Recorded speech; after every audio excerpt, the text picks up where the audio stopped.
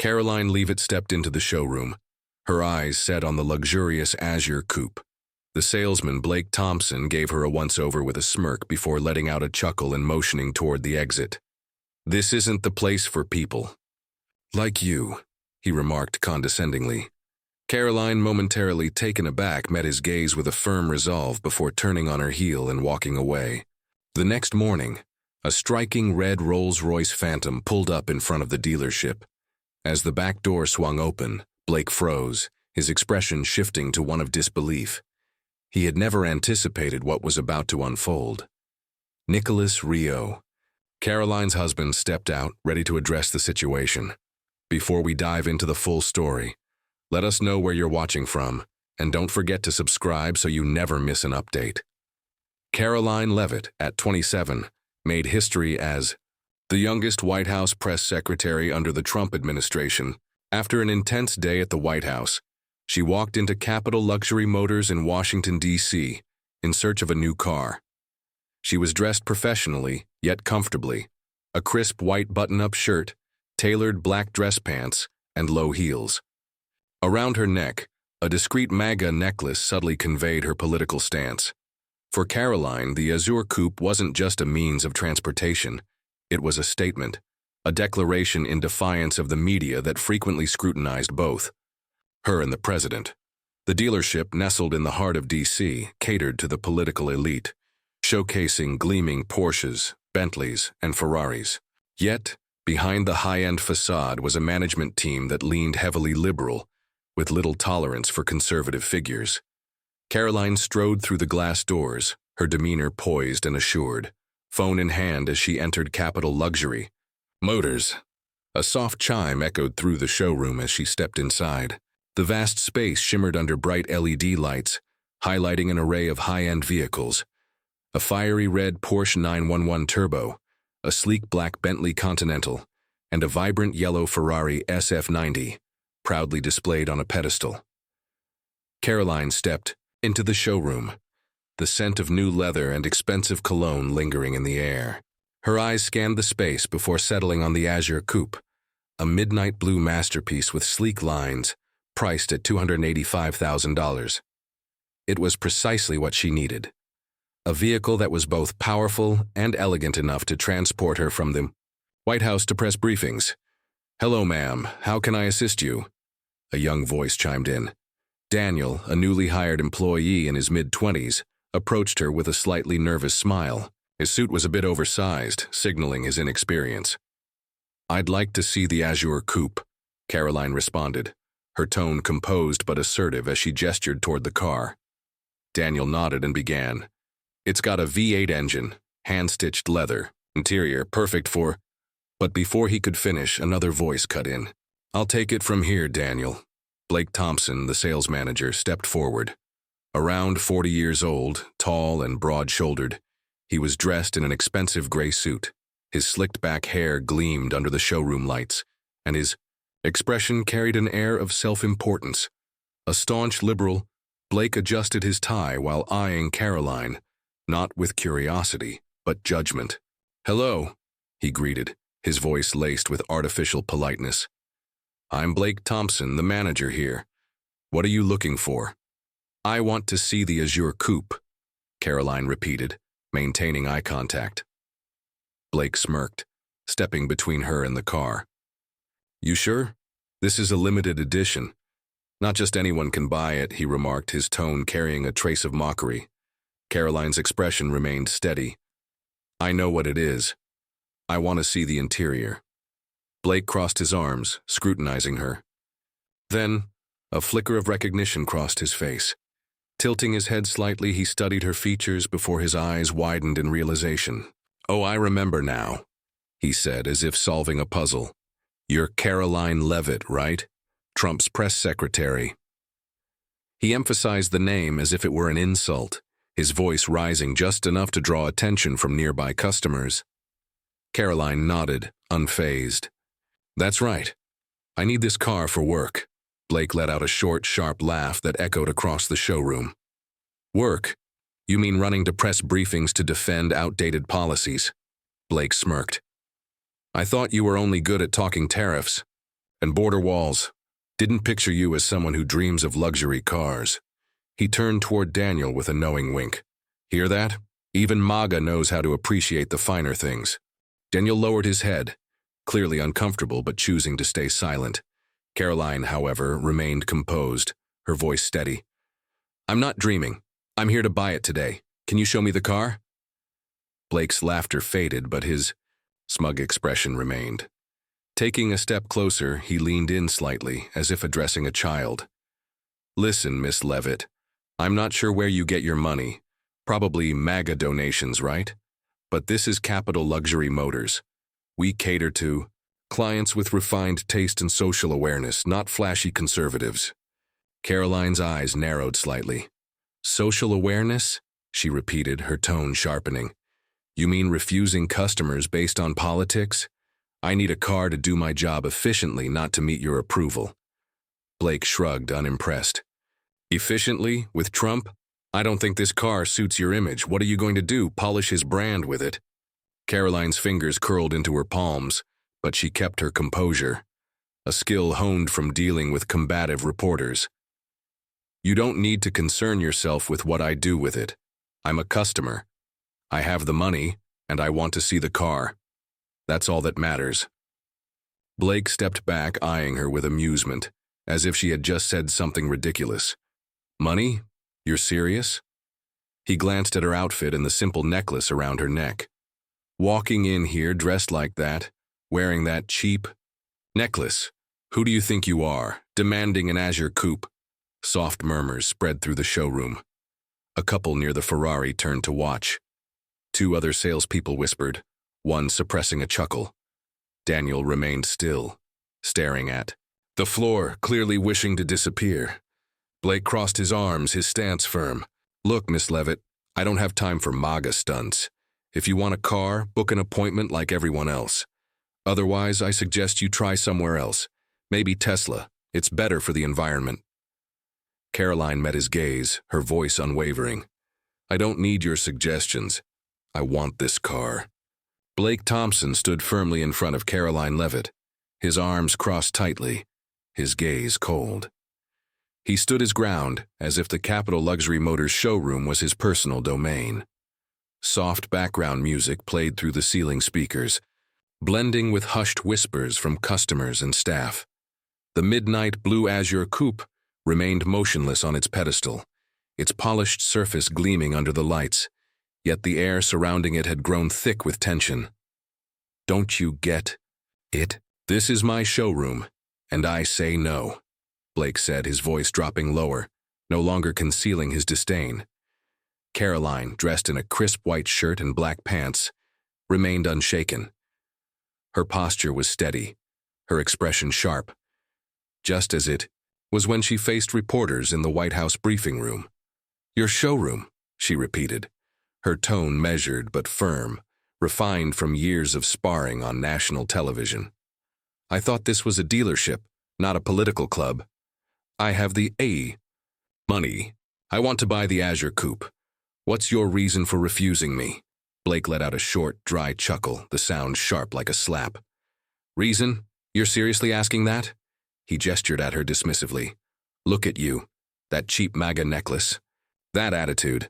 Like you own the place. You're one of Trump's people, and we don't welcome your kind here. Karoline's brow furrowed slightly, but she held her composure.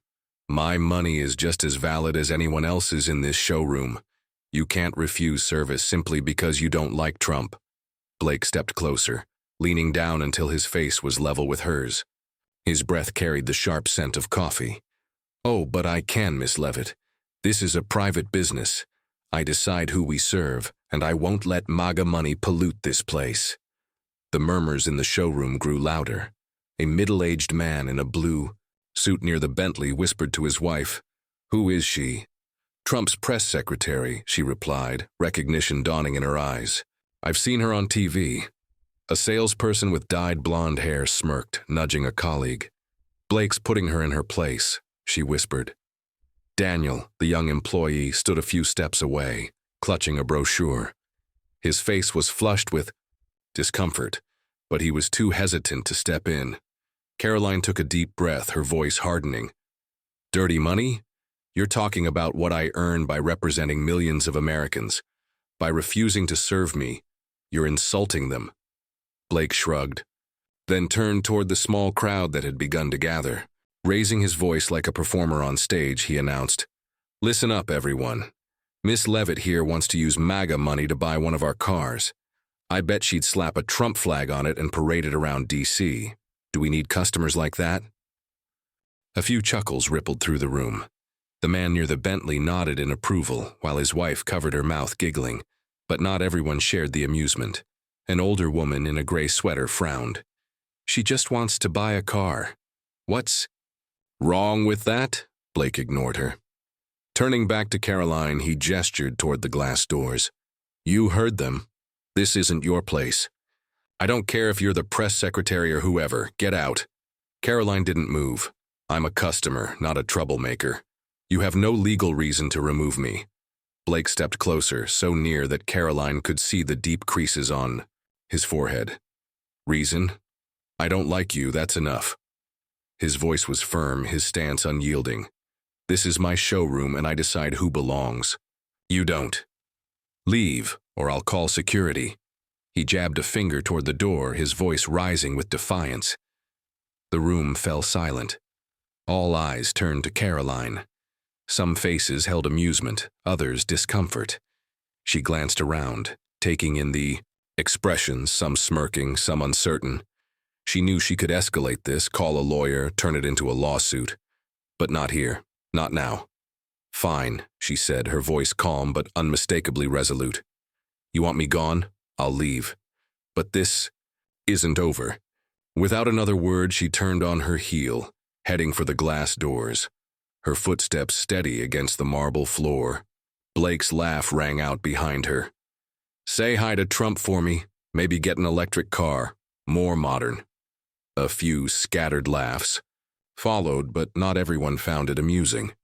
Daniel, standing stiffly by the counter, lowered his head and muttered under his breath, "This isn't right." As Karoline stepped outside, the sunlight cast a sharp contrast against her small but unwavering figure. Her grip tightened around her phone, her lips pressing into a thin line. Blake thought he had won, that he had humiliated another MAGA supporter, but he didn't realize Karoline wasn't leaving defeated. She was leaving with a plan. The glass door shut behind her with a soft chime, punctuating the moment like the closing act of a play. But this was far from over. Inside the showroom, whispers spread like ripples in water. Blake strutted back to his workstation, smug satisfaction evident in his expression. Outside, Karoline opened the door of her aging silver Toyota Camry, its faded paint reflecting the golden afternoon light. She slid into the driver's seat, her fingers tightening around the wheel. The hum of the engine was barely audible over the sound of Blake's mocking words replaying in her head. "Get an electric car. It's more modern." Taking a slow breath, she pulled her phone from the pocket of her black dress pants. With practiced ease, she scrolled through her contacts and pressed a name. The line rang twice before a deep, slightly raspy voice answered. "Karoline, you okay?" "Nicholas," she said, her voice steady but edged with quiet resolve. "I just got kicked out of a dealership in D.C." A brief silence followed. She could picture him now, seated in his home office, salt and pepper hair slightly tousled, dark brown eyes narrowing. Nicholas Rio, 59, had once been homeless before building Rio Enterprises LLC into a multi-million-dollar real estate empire across New England. He was slow to anger, calculating in his responses, but when it came to Karoline, his patience wore thin. "Kicked out?" His voice dropped, laced with restrained fury. "Who dared do that to you?" Karoline shifted into gear, her car rolling smoothly out of the lot. She knew this was only the beginning. The manager, Blake Thompson. Karoline's voice remained steady, but frustration edged her tone. "He recognized me as Trump's press secretary and refused to sell me a car. Called my money dirty. Said I didn't belong there." She recounted the incident, keeping her composure even as anger simmered beneath her words. "I wanted the Azure, coupe for work, to get between the White House and briefings to do my job efficiently, but he humiliated me. in front of everyone. On the other end of the line, Nicholas exhaled sharply, the sound cutting through like a gust of wind. What exactly did he say? Karoline repeated Blake's words, from his snide remarks about Trump to his final warning. Get out, or I'll call security. She stopped at a red light, fingers tapping the wheel impatiently. I pushed back, told him my money's as good as anyone's. But he didn't care. He hid behind private business rights and mocked the president while he was at it. Bastard, Nicholas muttered, his voice tight with anger. Karoline heard the creak of leather. He'd likely stood up, pacing his home office in their suburban D.C. house. She smiled faintly. She knew him too well. Nicholas wasn't just a real estate mogul. He had clawed his way from nothing, sleeping on park benches in Hampton Beach before building Rio Enterprises, LLC, into a multi-million-dollar empire. When he had proposed to her just months before their son, Nicholas Nico Robert, was born, he had sworn to always protect his family. Who does he think he is? Insulting you like that? Nicholas's voice had risen. You're the White House, press secretary. You represent the president. And he calls your money dirty? Does he even know how hard you work? Karoline merged onto the highway, city lights flickering against the night sky. He doesn't care, Nicholas. To him, I represent everything he hates, Trump, MAGA, all of it. He wanted to humiliate me, to prove he's superior. Silence settled for a beat before Nicholas spoke again, his tone measured. What do you want me to do? Karoline pressed her lips together, considering. She could escalate it, turn it into a lawsuit, feed it to conservative media, or she could let it go, but she wasn't the type to let things go. I don't want revenge, she said carefully, but I want him to see his mistake. He thinks I'm weak because I'm a young woman, because I support Trump. I want him to understand that his politics don't give him the right to trample people. Nicholas chuckled, low and deliberate. All right, I know what to do. Karoline frowned. What do you mean? Just head home, he said firmly. Tomorrow I'll go there myself. He won't forget that day. She could hear him walking, probably heading to the garage. She pictured the Rolls-Royce Phantom, deep red like a MAGA flag gleaming under the fluorescent lights. The car was worth over $15 million, and Nicholas rarely used it unless he wanted to make a point.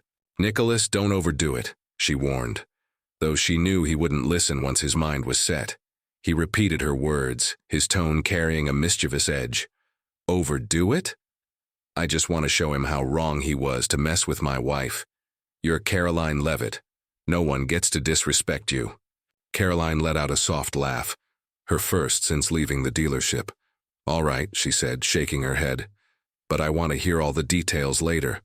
Don't worry, Nicholas assured her. I'll tell you everything. Now go home. Nico is waiting for you. As Karoline drove her old silver Toyota Camry through the dimly lit suburban streets of D.C., the steady hum of the engine blended with her swirling thoughts. Tomorrow I'll go there. He won't forget that day. Nicholas's words echoed in her mind, edged with an unshakable resolve. Her fingers brushed against the MAGA necklace resting against her collarbone. Blake Thompson hadn't just refused to sell her a car.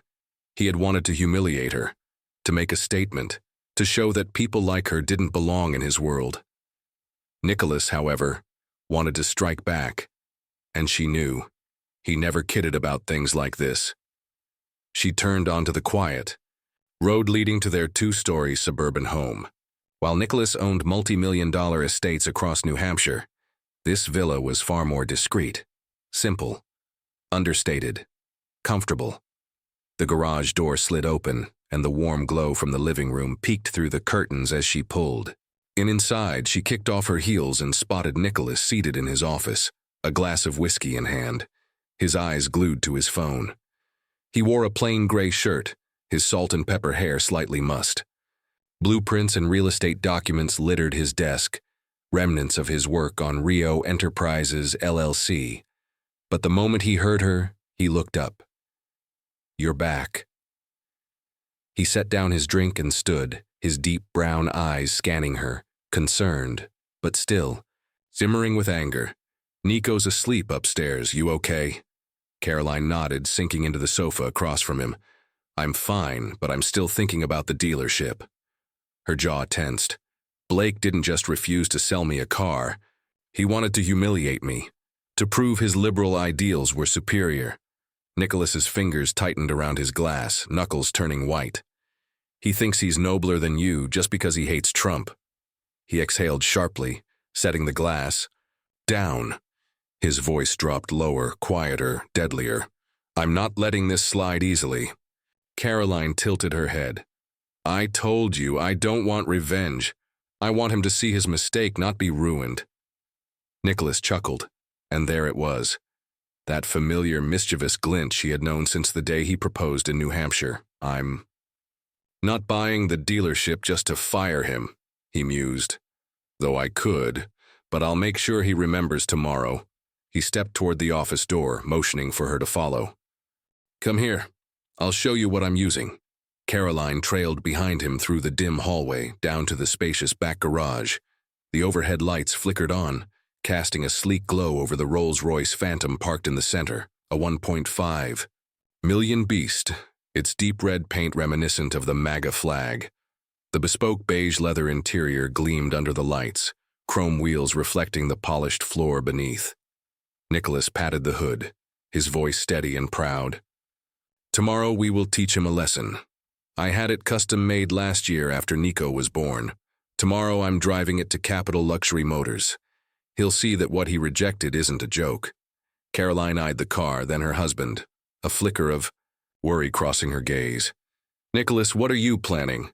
Don't turn this into a flex." He shook his head, stepping closer and placing a firm hand on her shoulder. "Not a flex. I'm going there, buying the Azure coupe you wanted, and letting him know he was wrong to disrespect you. He thinks you don't belong in his world. I'll show him we're beyond his little bubble." Karoline pressed her lips together, thinking, "But if you just buy the car, he'll think he won. That our money doesn't change his mindset."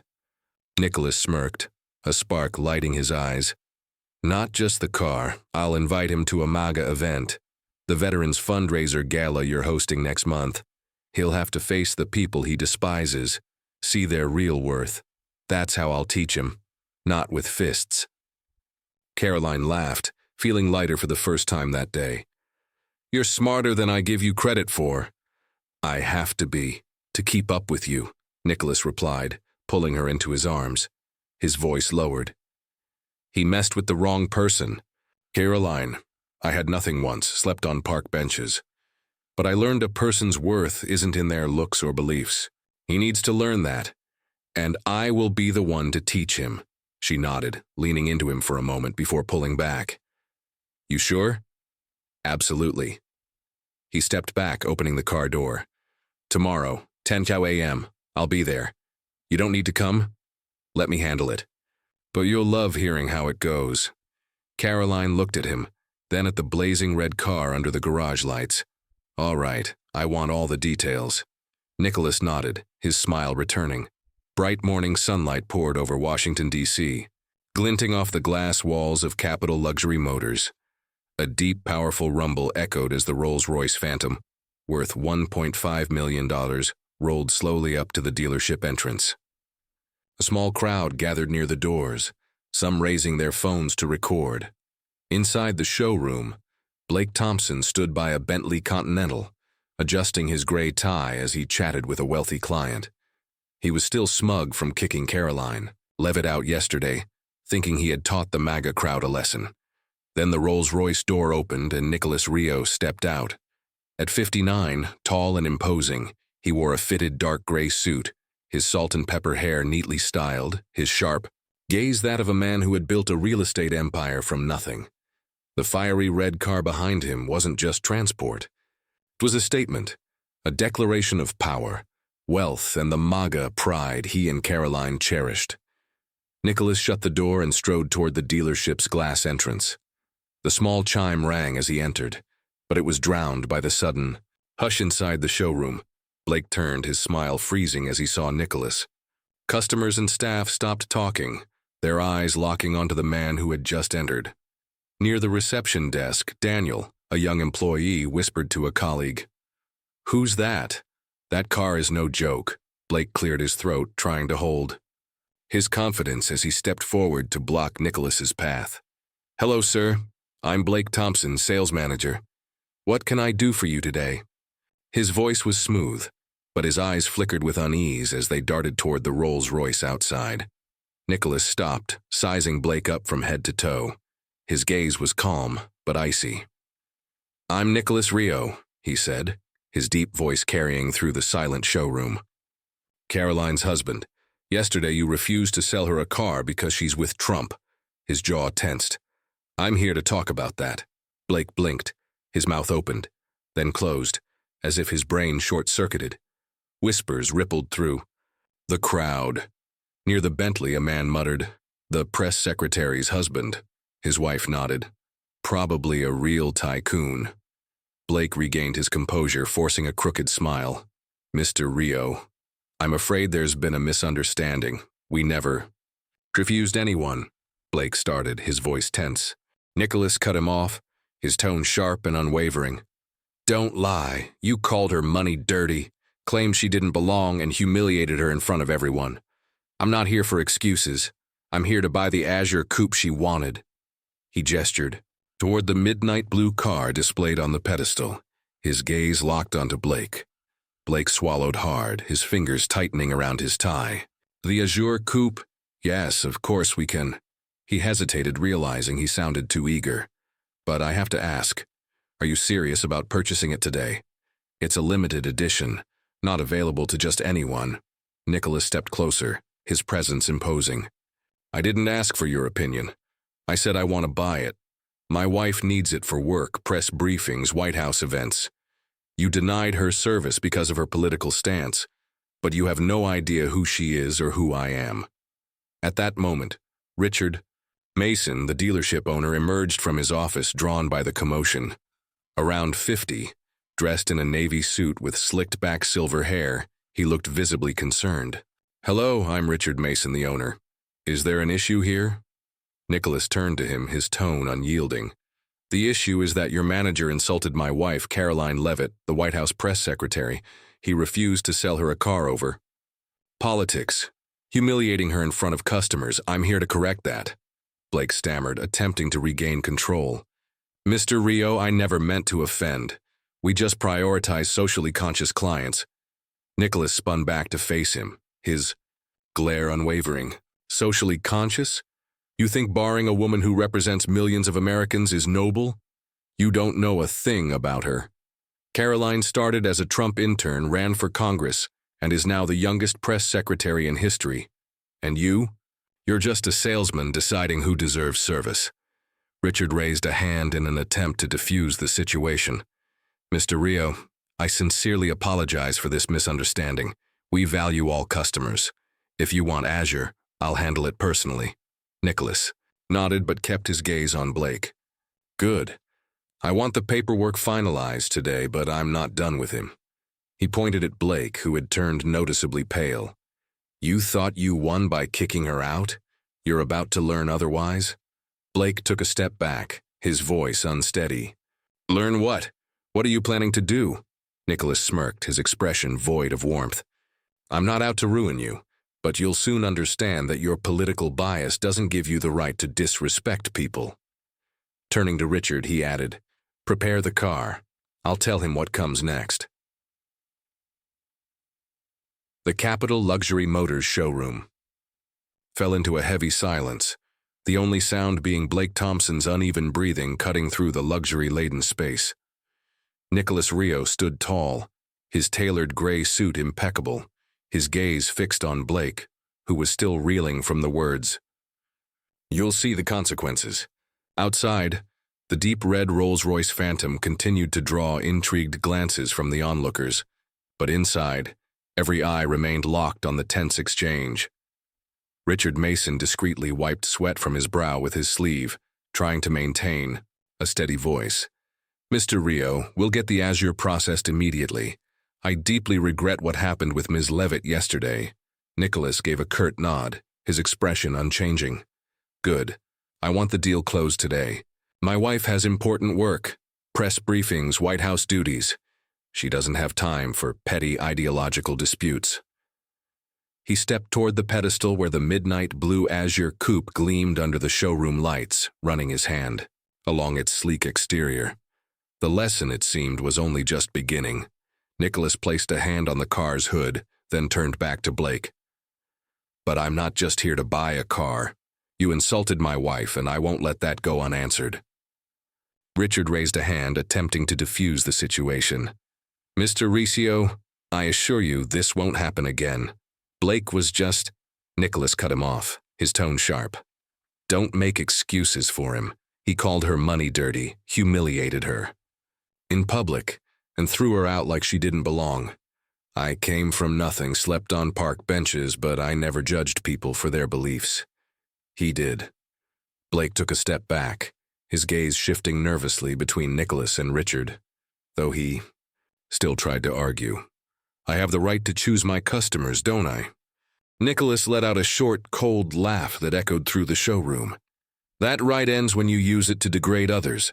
You think you're superior because you call yourself progressive? You don't even know who she is. From a Trump intern to a congressional candidate, now the youngest White House press secretary in history. And you, a car salesman, think you get to decide who is worthy? A hush fell over the room.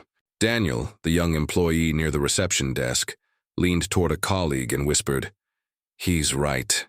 Blake's face reddened, his voice unsteady. "You don't understand. We don't want MAGA ties." Nicholas stepped forward, his piercing gaze locking onto Blake. "Don't want them? Then why are you still standing here while I roll up in a Rolls-Royce? You think I'm not socially conscious enough to buy your cars?" He gestured outside to the sleek red vehicle gleaming under the sunlight. "I built Riccio Enterprises from the ground up. I own properties across New England. My wife and I don't need your approval, but you will learn a lesson today." Richard quickly stepped in, his voice edged with concern. "Mr. Riccio, I sincerely apologize on behalf of Blake. We'll handle the sale personally. Best price, no. Extra fees." Nicholas raised a hand, silencing him. "I'll buy it, but not for his satisfaction. I'm buying it because Karoline needs it. Where's the paperwork?" Richard nodded quickly and signaled to Daniel. "Get the documents." Daniel hurried off while Blake stood frozen, his fists clenched, unsure how to respond. Nicholas turned back. To Blake, his voice low but firm. "I could buy this dealership today and fire you on the spot, but I won't. Instead, you're going to attend the Veterans Fundraiser Gala Karoline is hosting next month. You'll volunteer, meet the very people you look down on, and see their true value. That's how you'll learn respect." Blake blinked, stammering. "Volunteer? I don't—" "You will." Nicholas cut in, his tone leaving no room for argument. "Or I'll make sure no customer wants to deal with you again. The choice is yours." Blake fell silent, his face pale as his eyes dropped to the floor. Richard quickly interjected. "Blake will do it. I guarantee it." "Daniel, where's the paperwork?" Nicholas asked. Daniel rushed back with a stack of documents, handing them over. Nicholas reviewed them, nodded and said, "Good. I want the car delivered to Karoline within 24 hours. Nicholas swiftly signed the papers, handed them to Daniel, then gave Blake one final glance. "You thought you won by kicking her out? You were wrong. Your beliefs don't make you superior to anyone." He turned to Richard. "Is everything set?" Richard nodded. "Yes, sir. The car will be delivered on time." Nicholas gave a satisfied nod before striding toward the glass doors, his footsteps echoing on the marble floor. Blake remained standing, hands unsteady, watching as Nicholas exited and stepped into the Rolls-Royce. Around him, customers whispered, some approving, others shaking their heads in dismay. The arrogance he had displayed minutes ago had completely unraveled. A month after the Capital Luxury Motors incident, the Grand Hyatt Hotel in Washington, D.C., gleamed under the city lights. The venue was hosting a Veterans Fundraiser Gala, organized by Karoline Leavitt. The grand hall was adorned with American flags and banners, filled with veterans, their families, and conservative donors engaged in lively conversations. Tables, overflowed with food, a band played patriotic melodies, and the atmosphere radiated a deep sense of pride. Karoline, dressed in a sleek navy business outfit, stood near the stage, microphone in hand, conversing with a group of former servicemen. A delicate pendant around her neck reflected the stage lights, and her expression was warm as she thanked them for their service. Near the entrance, Blake Thompson arrived, not in his usual expensive gray suit, but in a modest black polo shirt, wearing a volunteer badge. He carefully pushed the wheelchair of a young veteran, Tom, who appeared to be around 30 and had lost a leg in combat. Blake leaned down attentively as Tom pointed toward the buffet. "I'll get you some water," Blake said, his voice softer than before. His previous arrogance had faded, replaced by a quiet humility. Weeks of working alongside those he once dismissed had left their mark. From across the room, Karoline noticed him. With a faint smile, she approached, her heels clicking lightly against the polished floor. "Blake," she called, her tone even but carrying a trace of amusement. "I honestly didn't expect you to follow through." Blake hesitated, briefly flushing. "Leavitt," he murmured. "Your husband didn't give me much of choice. He made it clear that if I didn't, I wouldn't have any customers left." Karoline glanced at Tom, who smiled up at her. "Thank you for coming tonight, Tom," she said warmly before turning her attention back to Blake. "So, how does it feel working with these people? Is it what you expected?" Blake paused, lowering his gaze before sighing. "No," he admitted. "I used to think this whole thing was just empty slogans and blind loyalty. But after these weeks, meeting people like Tom, I realized I was wrong. They aren't the enemy I imagined." Karoline folded her arms, studying him. Her expression was sharp yet not unkind. "You judged me by my politics, Blake. You called my money dirty, refused to serve me because of my views. But a person's worth isn't defined by politics. It's defined by how they treat others." Blake nodded slowly, his voice barely above a whisper. "I see that now. I know I already apologized to Mr. Riccio when the car was delivered, but I wanted to say it to you personally. I was wrong, Miss Leavitt. There's no excuse for how I treated you." Karoline offered a faint smile, devoid of sarcasm. "No need for excuses. Just knowing you've learned something is enough." Tom chimed in cheerfully. "Blake's not bad. Miss Leavitt. He helped me shoot hoops yesterday, still pretty clumsy though." Blake laughed, the first time since arriving at the gala, his expression lighter. "I'm learning, Tom. You're a tough coach." Nicholas Riccio appeared from behind, tall in a black suit, his hands casually in his pockets. He placed a hand on Karoline's shoulder, his gaze on Blake softer than it had been at the dealership. "Seeing him work here, I've got to admit, he's trying," he remarked to his wife before turning back to Blake. "So, is this gala what you thought MAGA was about?" Blake shook his head. "No, sir, I thought it'd be all for show, but now I see it's about community, about people like Tom." Nicholas nodded, his tone deep and measured. "Good. I had nothing once, Blake. Slept on the streets, penniless. But I learned that worth isn't in appearances or beliefs, it's in actions. You disrespected Karoline, but you're working to make it right. I respect that." He paused before adding, "My company needs some new cars. If you keep proving yourself, I might just let you handle that deal." Blake blinked, surprised. "You're serious, Mr. Rio?" Nicholas smirked. "I don't joke about business, but the choice is yours." Karoline interjected. "The Azure's been serving me well. Delivered on time, no issues. Just remember, next time don't let politics interfere with your job." Blake nodded earnestly. "I won't." "Thank you, Miss Leavitt. Thank you, Mr. Rio." The gala continued, filled with laughter and music. Blake wheeled Tom back to the buffet, his demeanor noticeably softer. Karoline and Nicholas lingered, watching. "Do you think he's really changed?" she asked. Nicholas chuckled. "Maybe. But if not, I'll make sure he remembers. You're the most important thing to me." She leaned into him, smiling. The story of Karoline Leavitt and Nicholas Rio at Capital Luxury Motors mirrors the deep political and social divisions in today's America, where personal beliefs frequently clash with community values.